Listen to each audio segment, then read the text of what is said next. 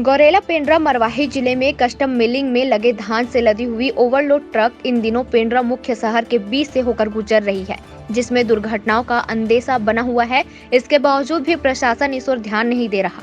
Pendra bypass का निर्माण न होना भी इसका एक प्रमुख कारण है, जिसके कारण लोग सड़क दुर्घटनाओं में शिकार हो रहे हैं।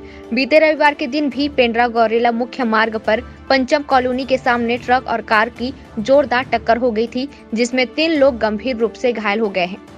वहीं ड्राइवर वहां से कस्टम मिलिंग की ओर ओवरलोड ट्रक को लेकर फरार हो गया, जिसे सीसीटीवी फुटेज में साफ साफ देखा जा सकता है कि ट्रक ओवरलोड है कि नहीं। और हैरानी की बात यह है कि दुर्घटना होने के बाद धान से लदे ओवरलोड ट्रक को जब्ती के पहले ही धान से लदा ओवरलोड ट्रक खाली हो गया था और इसका ड्राइवर मौके से भाग गया था, जिसकी तलाश की जा रही है।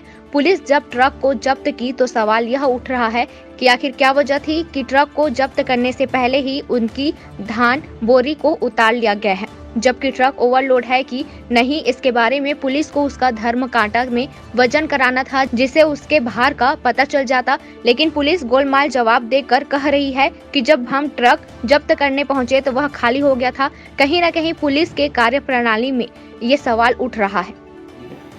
पेंड्रा थाना क्षेत्र में एक एक्सीडेंट का मामला सामने आया था, जिसमें ट्रक और एक ट्रक थी और कार के बीच में एक्सीडेंट हुआ था। एक्सीडेंट में 3 लोग जो कार में बैठे हुए थे उसमें घायल हुए थे, जिनका इलाज अभी चल रहा है। पुलिस ने तत्काल इसमें FIR की है और ट्रक चूँकि एक्सीडेंट करके वहाँ से फरार हो गई थी, शीघ्र उसमें पार्टी लगाई गई और ट्रक को भी जो है पुलिस के कब्जे में ले लिया गया।